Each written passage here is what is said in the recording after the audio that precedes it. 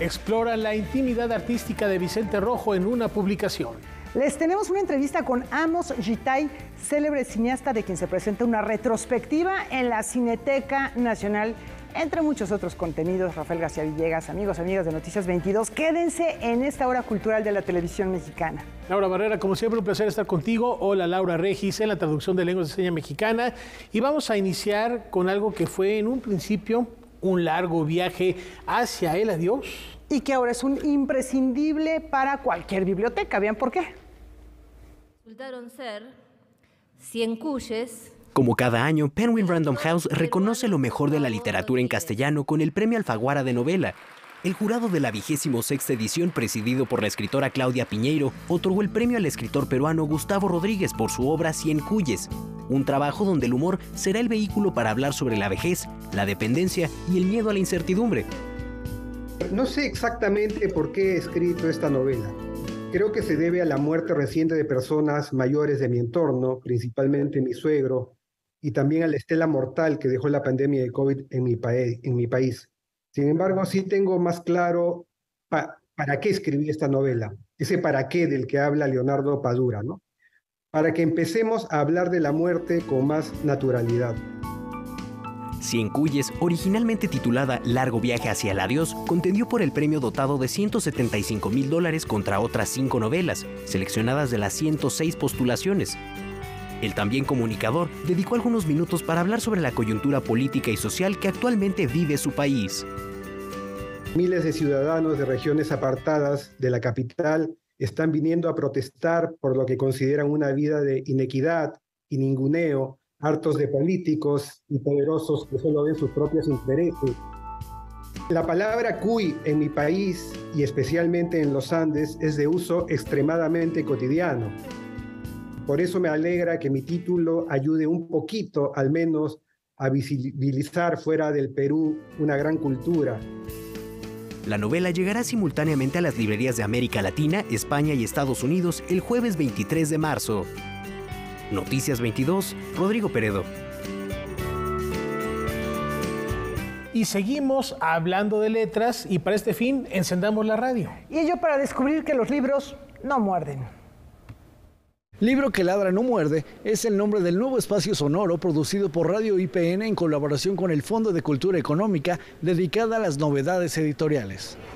Es una revista, entonces básicamente lo que vamos a encontrar es siempre una entrevista con un autor o autora interesante o polémico o que en el momento justamente esté brillando por alguna situación en específico, acompañado además de, por supuesto, recomendaciones literarias y de novedades editoriales. Vamos a abordar los libros de ciencia, porque es importante sobre todo haciéndolo en Radio IPN como en la comunidad politécnica, pero también libros de literatura, novedades literarias y también luego de repente algunos especiales sobre temas.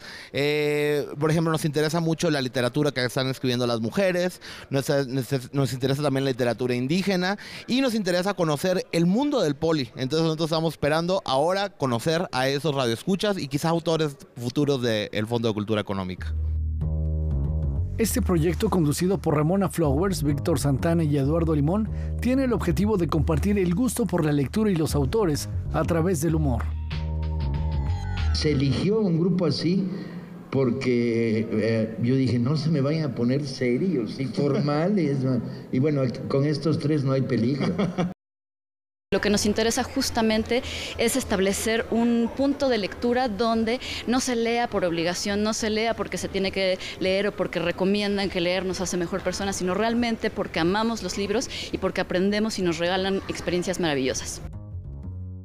Libro que ladra no muerde se transmitirá todos los viernes a las 12:30 horas a través de la estación de radio del Instituto Politécnico Nacional. No se lo pierdan, se van a divertir, van a conocer autores nuevos y, por supuesto, el chismecito literario se va a poner bueno. Noticias 22, Óscar Cortés. Bueno, tener un espacio más para los libros. Y vamos a hablar de una historia centenaria, Rafa. Que está más vigente que nunca en la plástica nacional. El pasado, presente y futuro del muralismo fue el propósito del ciclo Reflexiones a 100 años del muralismo mexicano. La práctica de la pintura mural en México es de larga data. no sé, que se remonta a más de 1000 años, no solamente en Bonampak o en Teotihuacán, como se ha mencionado, pero también las culturas zapoteca, la cultura mixteca, la huasteca y otras tantas culturas de los pueblos originarios practicaron este tipo de pintura. En la inauguración de este encuentro, Carmen Moreno, subsecretaria de Relaciones Exteriores, recordó que actualmente en el Centro de Arquitectura y Patrimonio La Cité en París se presenta la exposición Art Deco Francia, América del Norte, en donde hay obra de Ángel Zárraga, pero hay piezas faltantes de este artista. A esto, la directora general del INVAL informó lo siguiente. Tengo el gusto de informarles que en una conversación que hemos sostenido permanentemente con nuestra embajadora en Francia, la maestra Blanca Jiménez, nos dimos a la tarea de hacer la investigación de dónde estaban esas piezas que fueron creadas de manera exprofesa para la Embajada de Francia y que las hemos encontrado, las hemos identificado, las hemos reunido y hemos hecho toda la documentación necesaria para que esas piezas de Zárraga regresen a su lugar de origen, de donde nunca debieron haber salido. En la primera mesa se abordó el tema del impacto nacional e internacional del muralismo mexicano y su importancia para las causas sociales. Marisol Argüelles, directora del Museo Casa Estudio Diego Rivera y Frida Kahlo, recordó a Juan O'Gorman. Me doy cuenta de que Juan O'Gorman hereda algo que describe muy bien la modernidad y que es, por un lado, esta búsqueda de la identidad, esta búsqueda por definir un sujeto nacional, un sujeto que identifique a México, pero que al mismo tiempo entabla diálogos con el vocabulario internacional. Durante el receso, uno de los asistentes pidió que las autoridades federales vean el caso del Poliforum Cultural Siqueiros y así evitar su deterioro. El encuentro continuó con temas como Patrimonio Artístico Mural de la Secretaría de Relaciones Exteriores, el muralismo contemporáneo y las mujeres en el muralismo nacional e internacional. Noticias 22, Alberto Aranda. ¿Qué les parece si ahora vamos al sureste mexicano? Sí, nos vamos a Yucatán, que celebra las artes escénicas del mundo. Mérida Fest 2023. En el marco de la celebración del Mérida Fest 2023, se presenta la obra Exilia, dirigida por Vivi Tellás. Yo soy la creadora de Biodrama. En el 2001 diseñé este proyecto que es un nuevo género teatral documental y fui invitada por Ale Sánchez y Randia de Sofía y a dirigir este proyecto con la idea de trabajar sobre la historia de mujeres. Esta es una experiencia escénica e interactiva que aborda la teatralidad de 3 mujeres, cada una deshumanizada. Así tenemos a una mujer instrumento, otra mujer casa y la mujer alebrije. La dramaturgia se construye con la obra de Simone de Beauvoir y entrevistas reales. Eso es lo que va a ver el público, va a estar increíble, vamos a hablar sobre todo a partir de nuestras vivencias, de nuestras mujeres de la familia. Exilia también es una red colaborativa que promueve vínculos entre mujeres provenientes de países como México, España, Argentina, Escocia y Estados Unidos. Hicimos eso y la verdad que es sorprendente las historias, la intimidad, la emoción, la valentía también de las intérpretes de abrir esa historia, compartir, y el sábado se va a compartir con el público. Por ahora la obra solo tiene programadas presentaciones este fin de semana en Mérida Fest, pero esperan pronto abrir más fechas en otros estados del país. Noticias 22, Julio López. Y a propósito de artes escénicas, también es importante ver el reflejo en la manera en que se transmiten estas, y aquí hay un caso muy particular. Efectivamente, una editorial de la que hemos hablado en varias ocasiones. Vamos a ver cómo Paso de Gato sortea la crisis editorial. Después de 22 años y todos los premios nacionales e internacionales que ha tenido la revista y demás, la revista cierra. La revista especializada en teatro, Paso de Gato, dejará de circular a partir del mes de abril debido a la crisis financiera que enfrenta. A lo largo de 2 décadas, esta publicación se convirtió en un medio indispensable para la difusión y promoción de las artes escénicas en el país, a la cual se sumó una librería y una editorial con un amplio catálogo. Para afrontar esta situación, se anunciaron cambios en la dirección del proyecto. Dejo de ser director de Paso de Gato y pasa a la dirección del joven dramaturgo y director de teatro Hugo Birth. Al final, mi intención como director es defender este legado. Para rescatar la editorial, se generarán nuevas estrategias. Entre ellas, se encuentra actualizar el contenido de las redes sociales, generar contenido audiovisual para que en un futuro la revista llegue en formato digital. Otra de las estrategias que estamos tomando es ofrecer servicios editoriales desde la corrección y edición de un libro hasta la impresión y en su caso tal vez distribución, ¿no? Y también apelar también a que las instituciones de cultura y universidades puedan seguir aportando su granito de arena con un esquema de participación en las próximas ediciones. La editorial por lo pronto no está cerrando, la librería que es la única especializada en artes escénicas y cine del país, no está cerrando, la revista cierra.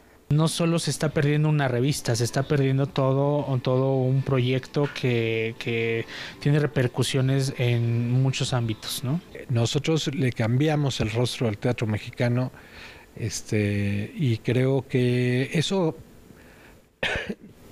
¿quién nos lo quita? Noticias 22, Óscar Cortés. Un legado muy importante y esperemos que las nuevas tecnologías le ayuden a inyectar una nueva vida, una manera distinta de acercarnos a estos contenidos tan importantes en lo que respecta a las artes escénicas en México. Y bueno, la revista Paso de Gato en su formato impreso, como la conocimos durante tantos años, pues se vuelve ahora un objeto de colección, porque lo que ahí se habló de crítica, de publicaciones, de nuevos creadores en dramaturgia, pues es algo que se queda para el acervo artístico del teatro mundial. De verdad que un trabajo extraordinario de Jaime y de todo el equipo, ¿no? Y con esta reflexión nos vamos a una muy, muy breve pausa y más aquí en Noticias 22.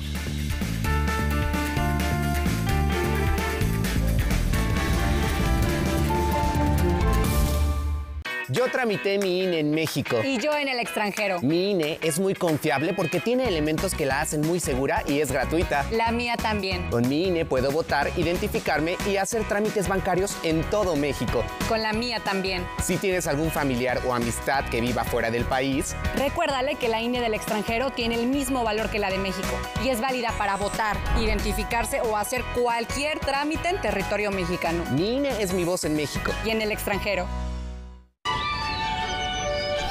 En esta temporada de frentes fríos, hay cambios bruscos de temperatura, lluvia, vientos, heladas, nieve e inundaciones. Con frente frío no me confío, por eso siempre escucho el pronóstico del tiempo. Abrígate bien para reducir el riesgo de enfermedades respiratorias. Con la Conagua y el Servicio Meteorológico Nacional estamos prevenidos. Gobierno de México. Estos dos pequeños compadres son inseparables. Su sueño de viajar a la Ciudad de México se hará realidad. ¿Y si me voy a México en el tráiler escondido entre la carga? Pero todo se saldrá de control, llenando su vida de muchas aventuras. Tranquilos, si no les pasa nada. ¡Véngase!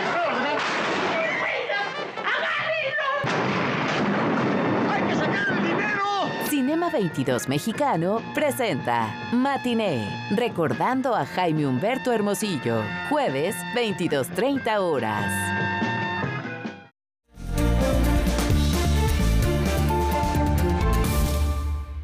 Es jueves de Marquesina, que está Julio López, nos trae varias cosas. Ya les anunciamos una entrevistaza que se aventó Julio ayer y que hoy nos va a presentar con un gran cineasta, además de otros contenidos. Rafa, vamos contigo.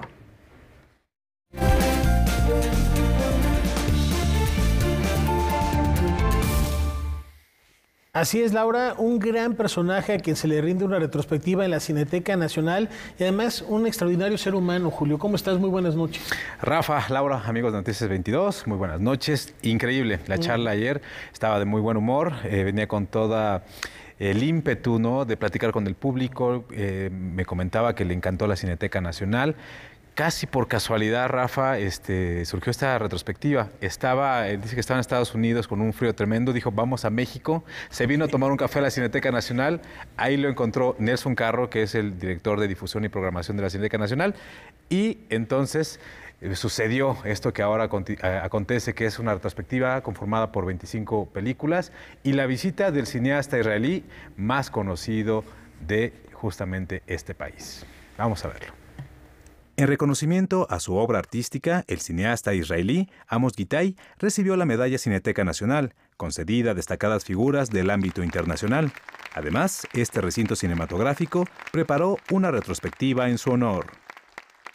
And I think that they really worked a lot on doing this very big retrospective showing 25 films, Spanish subtitles.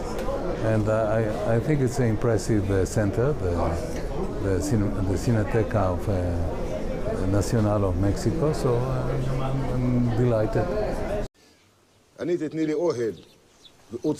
Desde el inicio de su carrera se ha dedicado a retratar su realidad, la compleja situación de vivir en un país como Israel, que ha estado en conflictos políticos, religiosos y sociales, todos unidos de tal forma que es imposible discernir entre uno y otro. It's a relatively small country where I come from, but makes a lot of noise. So, and a lot of presence globally. Even if you take Jerusalem, which is a relatively small city, it's only 1 square kilometer. When you go to Jerusalem, you feel that this 1 square kilometer indoctrinated 2/3 of the planet between the three big monotheistic religions, Judaism, Christianity, and Islam. So there is a lot of magnetism of this area. And I always thought that it needs strong cinema to explain and to expose contradictions and different positions of this very small. El costo personal ha sido alto, pero lo asume con responsabilidad y firmeza. Sus películas no siempre han sido bien recibidas y las reacciones que generan lo han obligado incluso a dejar su país. Sin embargo, Amos Gitai sabe que el cine y lo que generan las personas es algo que lo superan a él mismo como creador. You always have to speak out and not to accept to be intimidated, not to accept to be censored, and to do it with forcefully. I mean, we, the artists, the filmmakers, we don't have real power. Our power is strictly symbolic, but we have to use it. La retrospectiva dedicada a Amos Gitai ya arrancó en la Cineteca Nacional. Cabe destacar que todas las películas que se proyectan han sido remasterizadas. Noticias 22, Julio López.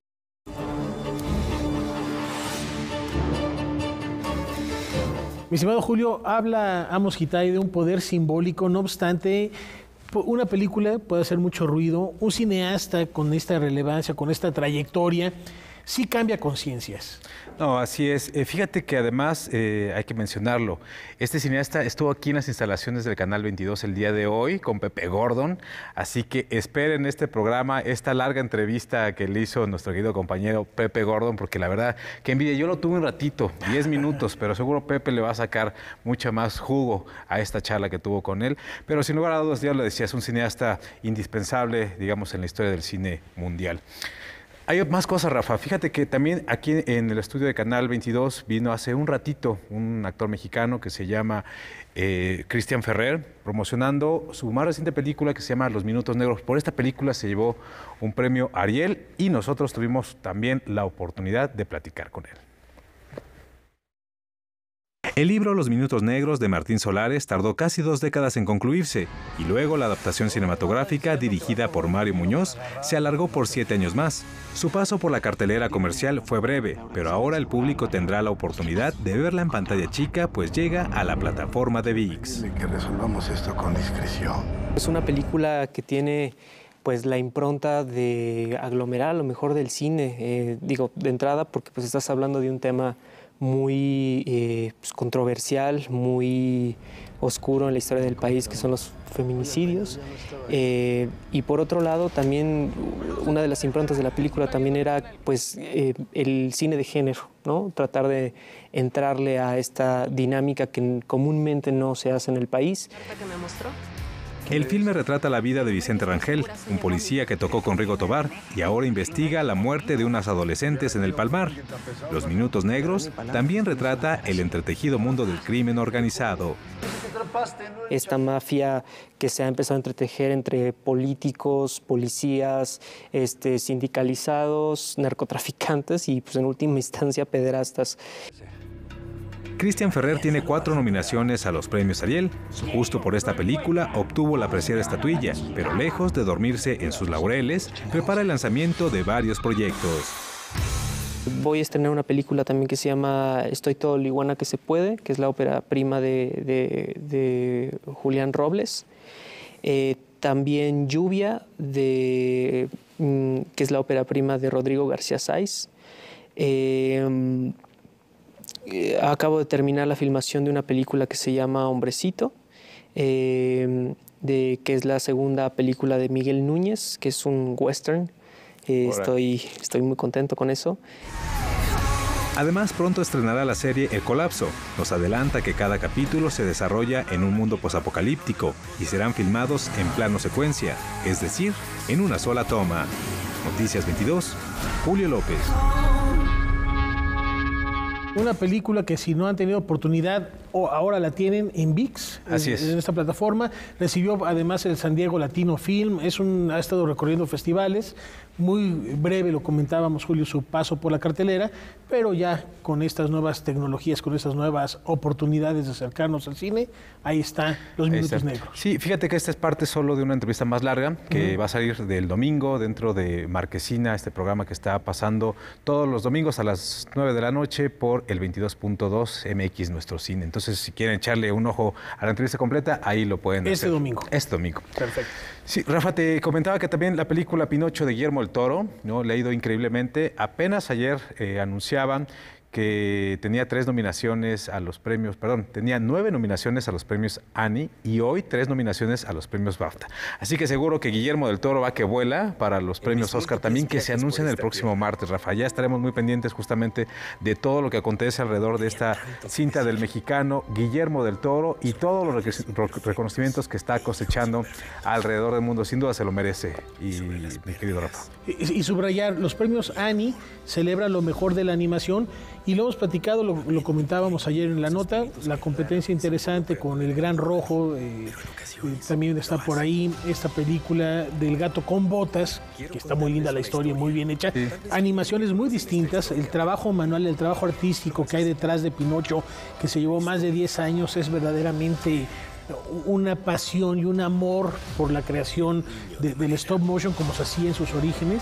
Y vale la pena subrayar que los BAFTA que se están realizando en estos momentos, pues también estaremos al pendiente de cuál es el recibimiento que tenga Guillermo del Toro. Ahí tiene una nominación que es digna de destacarse, la de diseño de producción, una película animada nominada en esta categoría es particular, ¿no? También lo hemos mencionado en otras ocasiones que podría ser la primera película en stop motion que se lleva un Oscar, ¿no? Seguiremos hablando de Guillermo del Toro, indudablemente, Laura, después de haber visto y después de haber platicado todo lo que ha cosechado Pinocho en estos días. Me gusta lo que dice Julio de diseño de producción, a lo mejor de iluminación podría ser, ¿no? Actuaciones, ¿por qué no? Fotografía. Gepetto es de antología, ¿no? Sí, no. Muy bien, pues muchas gracias. Nos vemos entonces el próximo martes para el tema de las nominaciones. Y bueno, pues estaremos al pendiente de lo que ocurra con pues toda esta trayectoria que está llevando impresionante la película del Toro. Por otro lado, vamos ahora con artes plásticas. Rogelio Cuellar y María Luisa Passarge nos develan una mirada íntima al trabajo artístico de Vicente Rojo. Una obra artística no suele crearse de la noche a la mañana. Su realización y perfección dependen de un largo proceso creativo que muchas veces descansa sobre bocetos o apuntes en libretas u hojas. En un ejercicio por recuperar esos documentos, María Luisa Passarge y Rogelio Cuellar crearon la colección Cuadernos de Autor, una mirada íntima al trabajo artístico de grandes creadores contemporáneos. dar a conocer al público un poco todo lo que es, lo que no se conoce, lo que no se ve cuando el público en general mira no solo una pieza artística, sino también escucha una pieza musical o ve una escultura. Todo esto que está antes de la pieza final. La colección develó primeramente los secretos de las obras de Jorge E. Fernández. Posteriormente nos aproximó a los andamios del trabajo de Philippe Bragar. La tercera y más reciente publicación propone un recorrido por el arte de Vicente Rojo. En el caso de Vicente Rojo, nos seleccionó él 6 cuadernos únicamente, en donde está todo el génesis de lo que fue todo el cuerpo de su trabajo durante toda su vida. Los volcanes y códices, México bajo la lluvia, sus dibujos y collages, todo se encuentra en este cuaderno publicado por La Cabra Ediciones y el Colegio Nacional. Era muy organizado, muy minucioso, sí nos seleccionó, así como la clave de todo su desarrollo. El cuaderno es prologado por el escritor y periodista Juan Villoro. Es un gran conocedor del arte en general, de la pintura. Era amigo de Vicente Rojo. Es amigo nuestro. Como que fueron muchas cosas que se juntaron para que en realidad casi desde un principio dijimos es que tendría que ser Juan Villoro quien escribiera el prólogo para este libro. Solo se imprimieron 1000 ejemplares de cuadernos de autor Vicente Rojo. Actualmente se puede adquirir en formato físico a través de la librería del Colegio Nacional, y La Cabra Ediciones aún cuenta con algunos cuadernos de Jorge E. Fernández y Philippe Bragar. Próximamente a la colección llegarán otros autores y artistas como Paloma Torres, Roberto Parodi, Bárbara Jacobs, Luis de Tavira, entre muchos otros. Noticias 22, Rodrigo Peredo. El tema de la defensa de Julian Assange llega a la mesa de debate 22. Para este fin, Jacaranda Correa recibe a Edith Cabrera de la coalición Vida y Libertad de Julian Assange y a Carlos Poveda del equipo internacional legal de Julian Assange. No se pierdan esta conversación al término de este espacio informativo. Y Laura, nos vamos a una pausa. Pero es muy breve. Regresamos enseguida.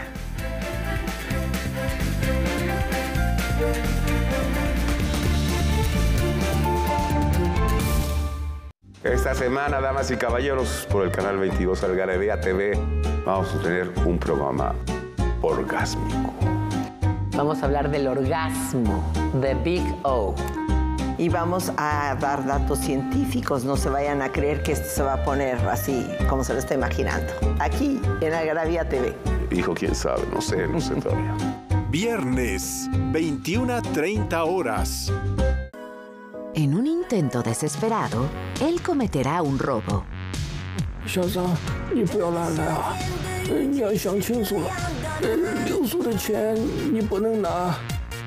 Pero su vida no podría ir peor, ya que se convertirá en el hombre más buscado, con un dinero que es la ambición de muchos. Que tenga un buen día. Dirección, Liu Yan. En Cinema 22, muestra internacional de cine de la Cineteca Nacional. Viernes, 23 horas. Pocos espacios hacen coincidir el legado de dos grandes artistas, Nanka Rao o Gorman Gretel. Así es, Javier, y sobre la importancia de conservar esta casa como un patrimonio cultural de México, platicaremos con la X en la frente este sábado. Les tendremos también otras novedades alrededor en este programa. Recuérdelo a las 7 de la noche por Canal 22. Sábado, 19 horas.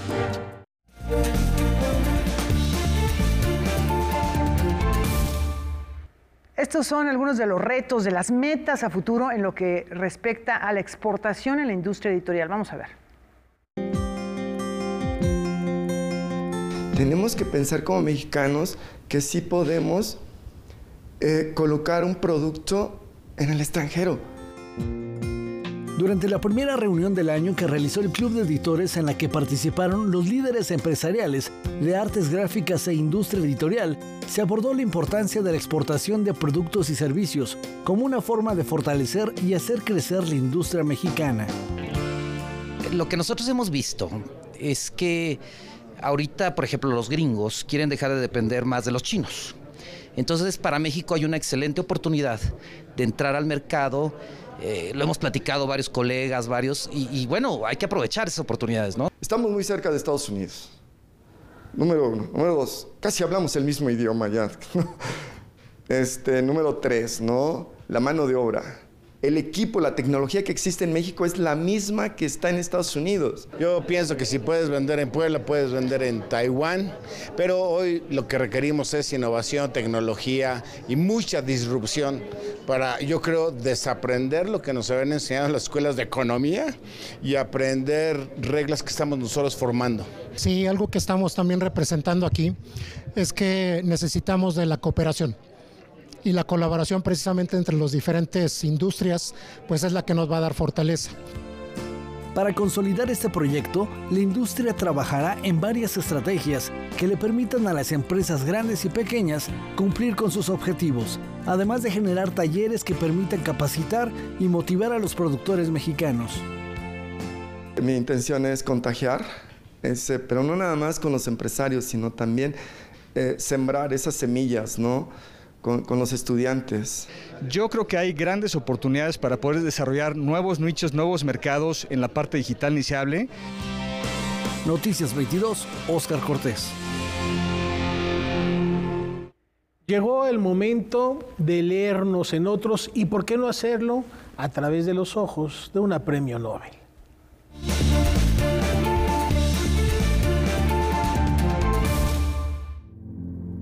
Annie Ernaux a los 23 años descubrió que estaba embarazada y sin pareja. Estaba segura de que quería abortar en medio de una sociedad que penalizaba con la cárcel esa práctica y una multa considerable. Supo entonces que ser pobre, que no tener un lugar en la sociedad, era un problema que magnifica a otros. Era un problema mayor. Annie Ernaux relata con la valentía y precisión clínica, a decir del jurado del Premio Nobel de Literatura, los avatares de sus días tan parecidos y crudos como los de tantas mujeres que deciden tomar este camino para evitar un problema mayor. Novela breve y testimonial, de autoficción, como La Veintena que ha publicado, revelan historias tan personales que nos permiten ver que miles de mujeres las comparten y padecen en todo el mundo. Esta novela, el acontecimiento de apenas un centenar de páginas, da cuenta del aborto, el sexismo, la discriminación, las consecuencias de la pobreza y de ser mujer en un estado patriarcal. Los libros son ventanas para mirar lo nuevo y para mostrar lo nuestro. También son puentes para transitar por esos mundos paralelos que enriquecen al nuestro. Cuénteme qué lee, porque la lectura es una tarea colectiva. Nos leemos en otros. Y seguimos con libros. Vamos a conocer los detalles del primer diccionario para escribir y contar historias sobre discapacidad.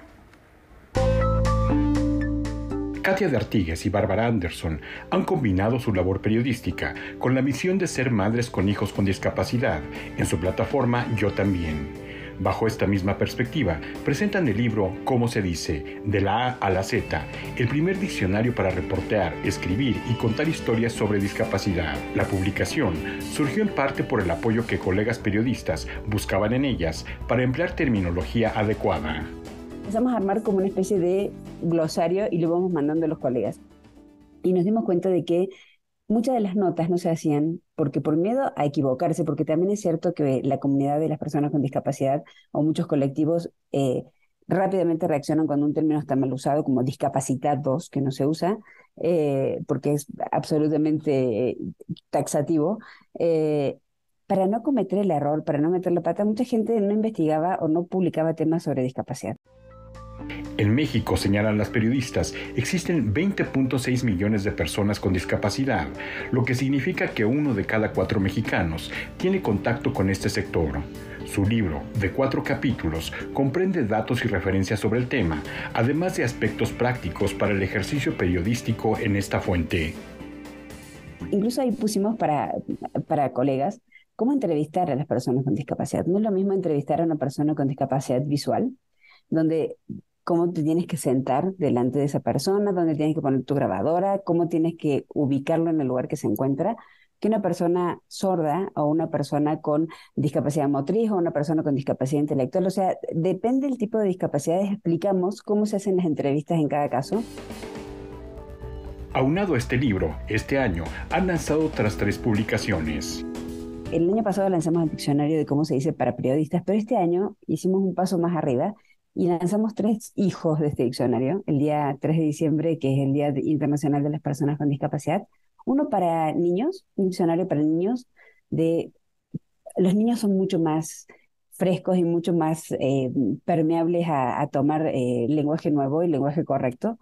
Uno para escuela primaria, para maestros y para alumnos, y otro para personas con discapacidad intelectual. Estas publicaciones están disponibles para su descarga gratuita en el sitio electrónico yotambien.mx. Noticias 22, Víctor Gaspar. Hoy toca el turno a La Ley de Herodes en esta retrospectiva de la obra de Jorge Ibargüengoitia que les presentamos en el marco del 95 aniversario de su natalicio. En La Ley de Herodes, Jorge Ibargüengoitia nos platica de la falta de espíritu scout, una anécdota en la que platica cómo con sus amigos, menos mal que eran sus amigos, lo acompañan en un viaje a Europa, en el Jamboree del 47. El Jamboree, explica Jorge Ibargüengoitia, quiere decir Junta de las Tribus en uno de esos idiomas que nadie conoce. Es en realidad una reunión internacional de Boy Scouts. Comienza el cuento confesando y explicando por qué le consideraban casi un paria. Si tú vas al Jamboree, me dijo el maestro Nicodemus, yo no voy. Eres un anarquista y vas a fomentar el desorden, explicó Nicodemus.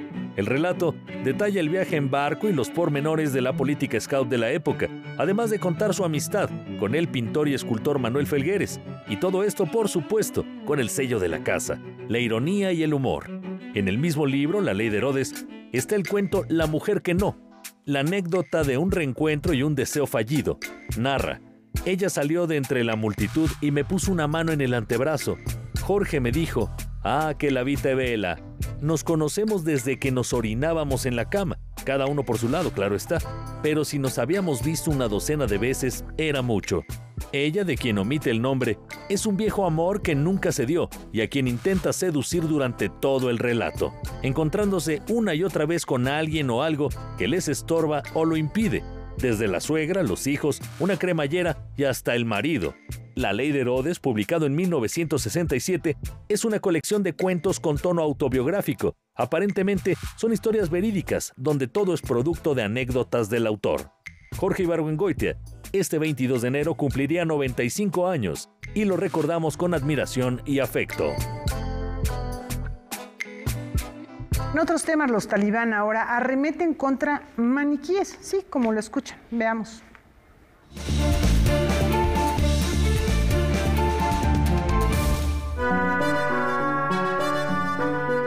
En la ciudad de Kabul, en Afganistán, los escaparates de ropa que utilicen maniquíes femeninos tendrán que modificarlos de 2 maneras, o exhibirlos sin cabeza o cubrirles el rostro. Para esta última opción, los comerciantes de ropa femenina podrán utilizar velos, papel aluminio, telas o, de plano, bolsas de plástico. Todo para cumplir con la más reciente orden del régimen talibán. Las tiendas han cubierto incluso aquellos que tienen cabeza de unicel y no cuentan con rostro, sino solo facciones. Los dueños de los establecimientos deben obedecer si quieren continuar con sus negocios abiertos. El Ministerio de Propaganda de la Virtud y Prevención del Vicio es la institución que interpuso la ordenanza que tiene por objeto minimizar la presencia femenina en las calles del país. Esta medida es parte de la serie de normas que restringen gravemente los derechos de la mujer en el país. El veto anterior fue para privar de educación a toda mujer mayor de 12 años, que también tienen cerradas las puertas de los institutos de secundaria y universidades. Tras la toma de Kabul en agosto de 2021, el actual régimen trató de mostrarse moderado ante los ojos del mundo. Sin embargo, el fundamentalismo se impuso y terminó con el Ministerio de la Mujer e impuso el uso obligatorio de la burka.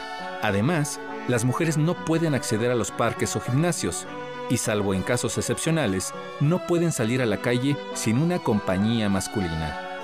No obstante, el régimen talibán asegura que de esa forma defiende los derechos de las mujeres definidos por el Islam. Es decir, que prohíben todo lo que no se permita de manera explícita de acuerdo a su interpretación rigorista de la ley islámica.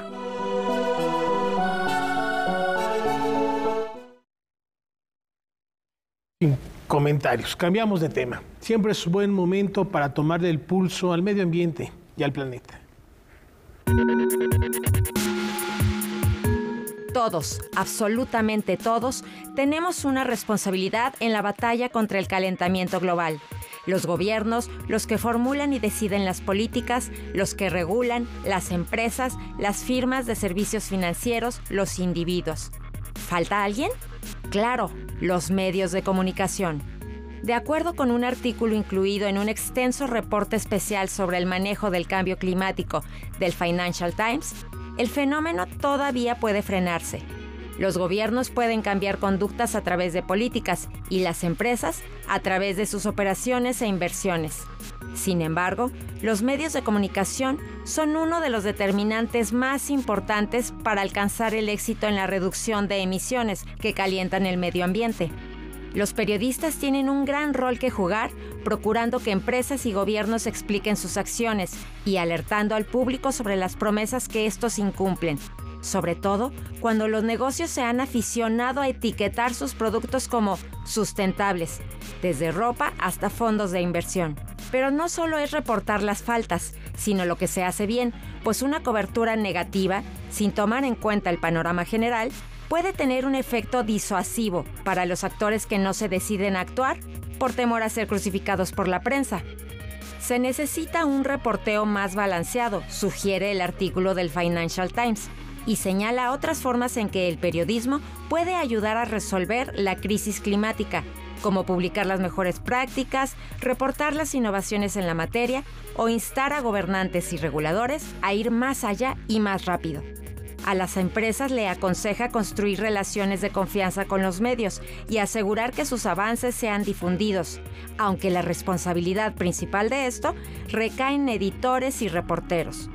La prensa es alérgica a consejos que vienen de fuera y se resiste a la presión externa por considerar que atenta contra la libertad de prensa, pero sin un abordaje diferente no contribuirá a frenar la velocidad de un clima cada vez más extremo con las desastrosas consecuencias que esto implica, sentencia Financial Times.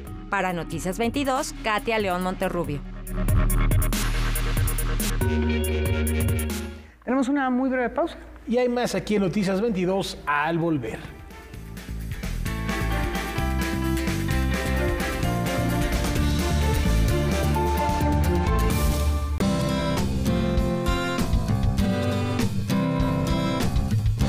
Como audiencia, tienes derechos. Debes conocerlos para poder ejercerlos y ser parte de los televidentes críticos y participativos. Es muy importante que sepas que la televisora debe respetar los horarios anunciados en su programación, tener acceso a la misma calidad y niveles de audio y video. Para más información, consulta la página de defensoría.canal22.org.mx.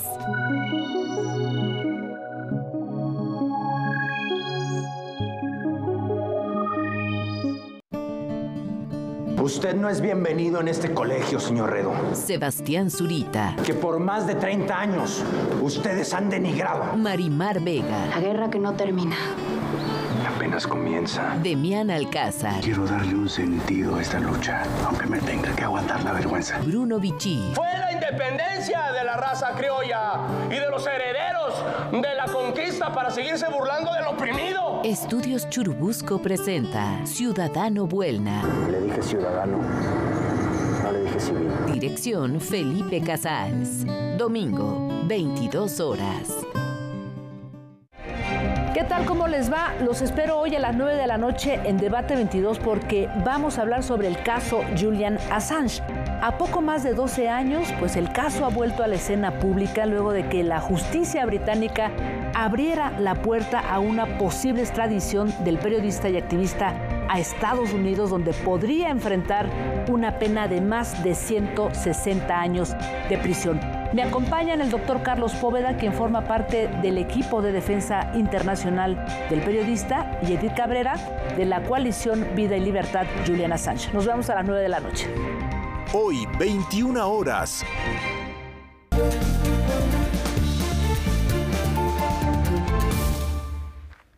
La fórmula de la Feria de Arte Bada, de propiciar el contacto directo entre el público y el artista, regresa este 2023. Eliminar a los intermediarios. Ese es el objetivo de la Feria de Arte Buenos Aires Directo de Artista, mejor conocida en nuestro país como BADA. El artista se autogestione, él elija su obra, él exponga, él esté ahí en esta feria los 4 días vendiendo y exponiendo su obra. No hay que ser millonario para adquirir alguna obra. La idea es que también aquellos que quieran iniciar una colección de arte puedan hacerlo sin quedarse en la ruina. Les pedimos a todos los artistas, o sea, no importa el nivel de artista que vaya, o sea, porque tenemos de muchos niveles, pero a todos por igual les pedimos que lleven 10 obras en formato pequeño, con un valor aproximadamente de 2,500 pesos. Entonces, esto hace que haya arte para todos. Este año participan más de 100 artistas que personalmente estarán rematando y explicando su obra.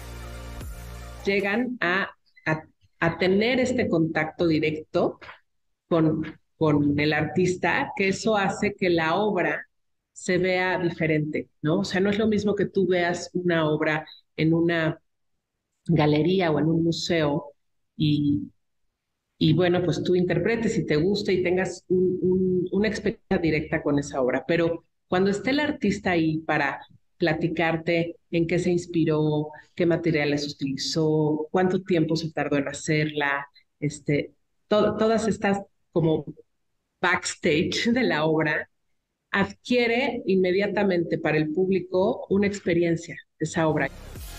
BADA se realizará en las instalaciones de Campo Marte. Arranca el próximo jueves 9 de febrero. Noticias 22, Julio López. Y al más puro estilo del mundo jurásico, este hallazgo ha sorprendido a la comunidad paleontológica.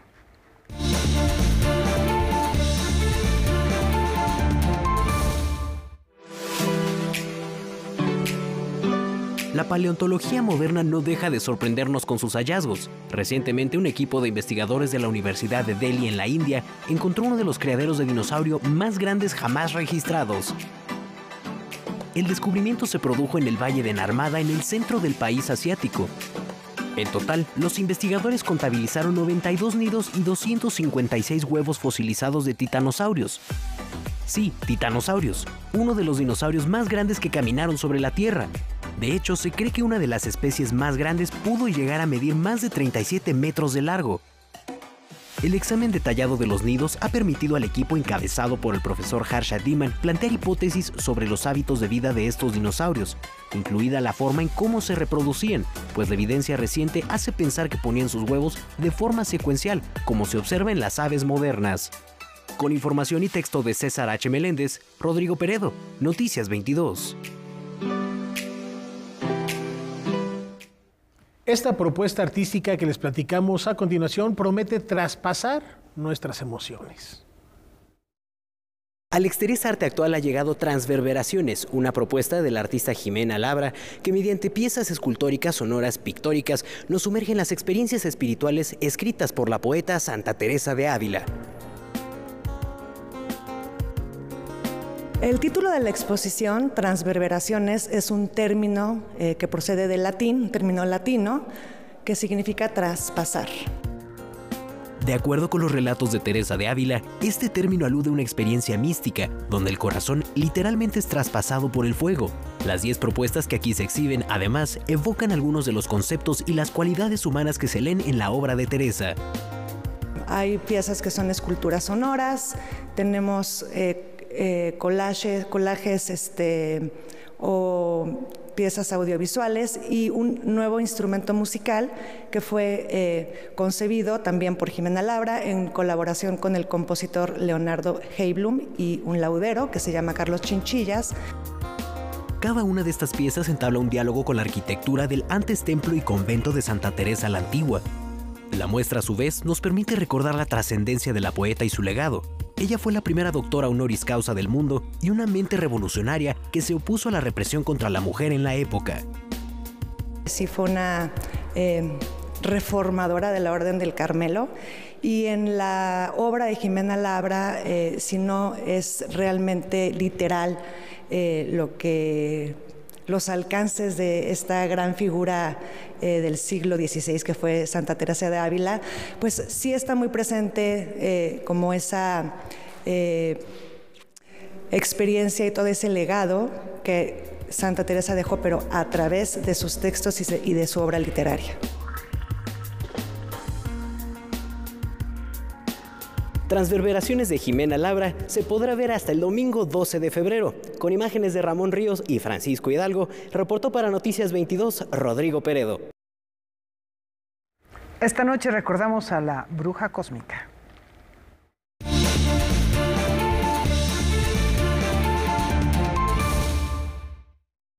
Do you have any explanation why you're so popular?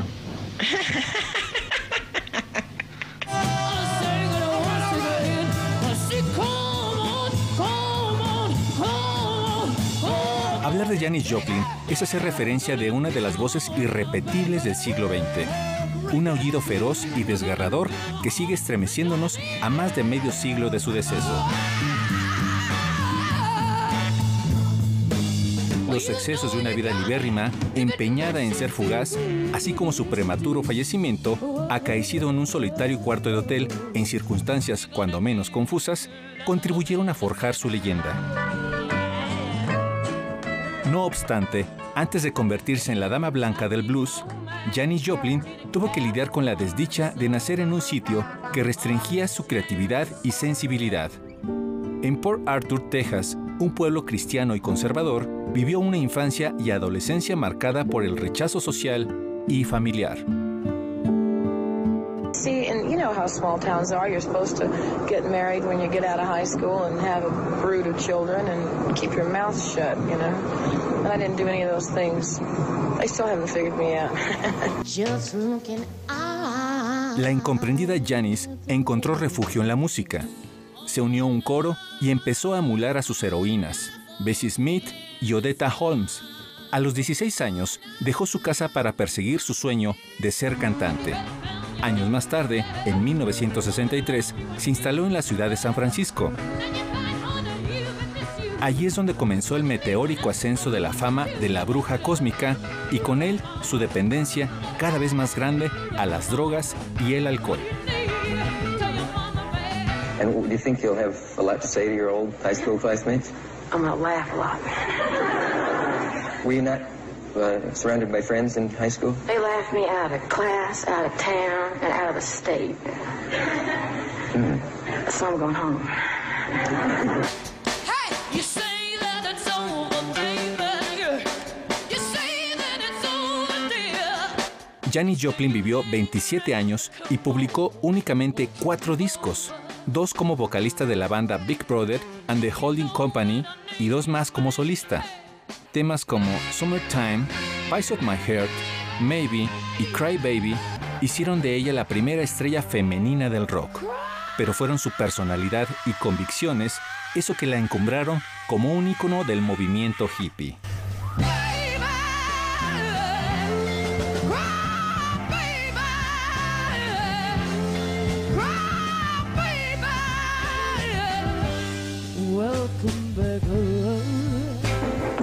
What is it you think young people are looking for today? 25 words or less. Just the radio. Sincerity and a good time. Are they finding it? I don't know about you, Daddy, but I'm fine. At least I'm having a good time. Con su 1,65 m, sus poco más de 50 kilos, su característico pelo desaliñado y su portentoso instrumento vocal, Janis subía al escenario y se transformaba en una fuerza incontenible de la naturaleza. Hoy recordamos, en ocasión del que sería su cumpleaños 80, a la mujer que cantó a la libertad que ansiaba y el dolor que llevaba consigo, sin saber que al hacerlo se alzaría también como la voz de una generación.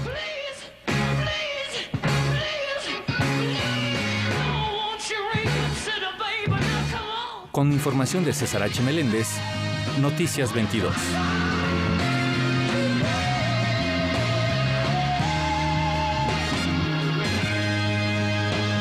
Definitivamente, más allá de esos contrastes, sí había momentos en que se la pasaba muy, muy bien y horas muy oscuras que le escriben en este club de la maldición de los 27 del rock and roll. 27, y que bueno, pues la verdad es que sí hay figuras ahí. Jim Morrison, muy amigo de Janis Joplin también, pertenece a ese club de la misma generación. En efecto.